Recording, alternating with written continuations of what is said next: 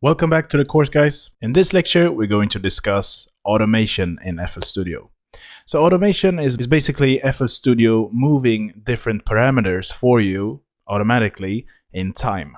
So let's say that I have a parameter here in the mixer. Let's say that I have the volume meter here, and I want it to go up and down.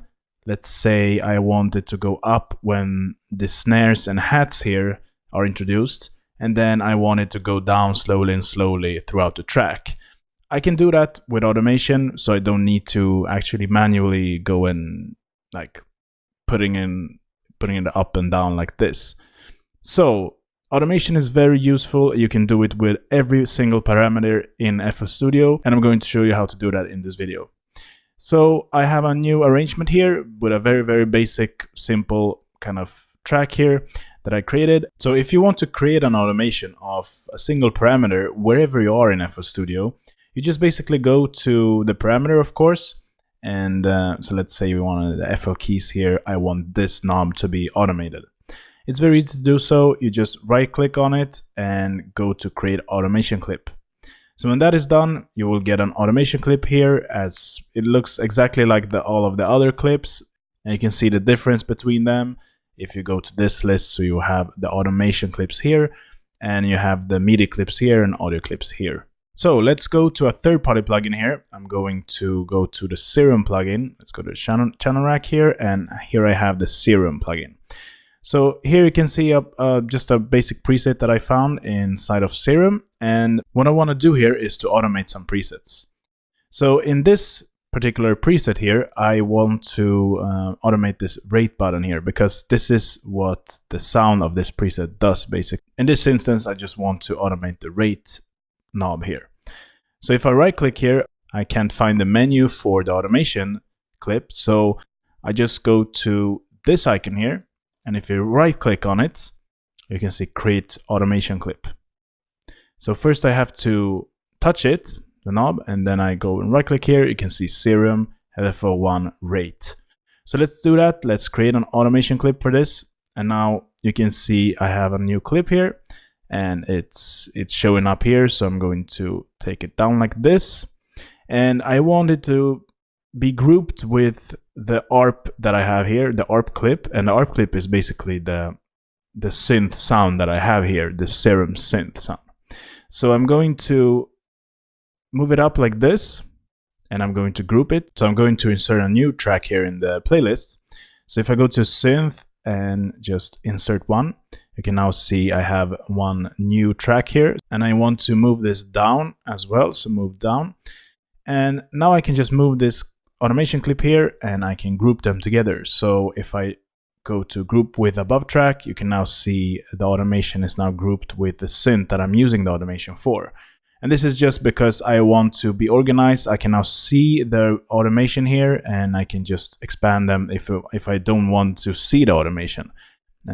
So just to get organized like this, otherwise you will have automation clips laying around everywhere, and you don't know what the automation clips are for.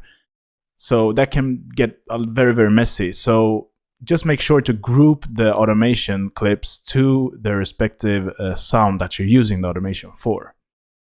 Okay, so now I'm going to demonstrate the automation here, and let's just play the track first. You will see why it's so important to create the automation inside of this particular synth sound.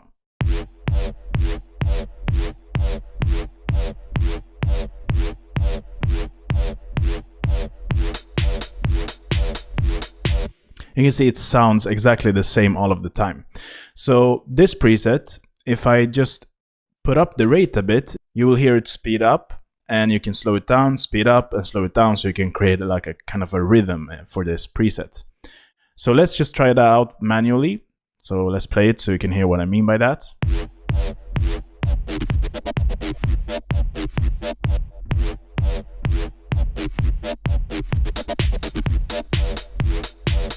So I want something like that.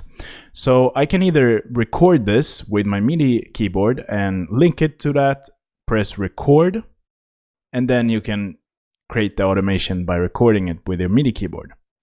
So let's try that out. I'm going to first link this to a controller. So I can first just use this rate knob just so FL Studio know what I want to control. Then I can go to tools here, last tweaked, and link to controller. And now I want to link this knob here with the rate.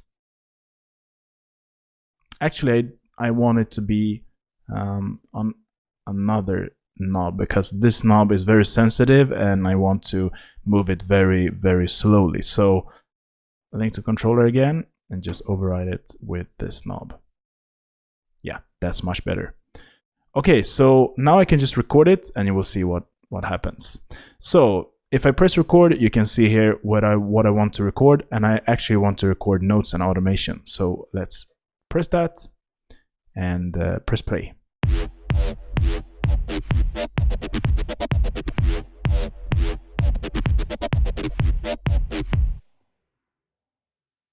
There it is. So now let's take a listen to it and you will see the automation. You can also see it here in the background.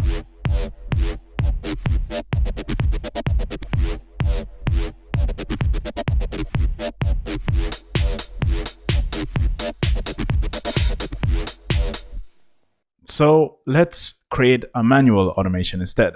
You can do it with the automation clip that we created before, but I'm going to create it for this cutoff instead, just so you can see a different way you can do it. So let's get rid of the automation clip that we created first. And I want to automate this cutoff knob here. So let's just move it. Just right click here and you will see filter cutoff and create automation clip here. Let's move it over to here. And now I want to create like a curve here. So you can see it. I want the sound to gradually go up like this with the cutoff. Okay, that was a bit too quick. So let's create a new point here by just left clicking. And I can create a curve like that. Let's try it out now.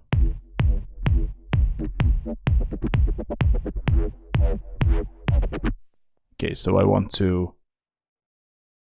make it go full speed there. Let's get rid of that point. All right.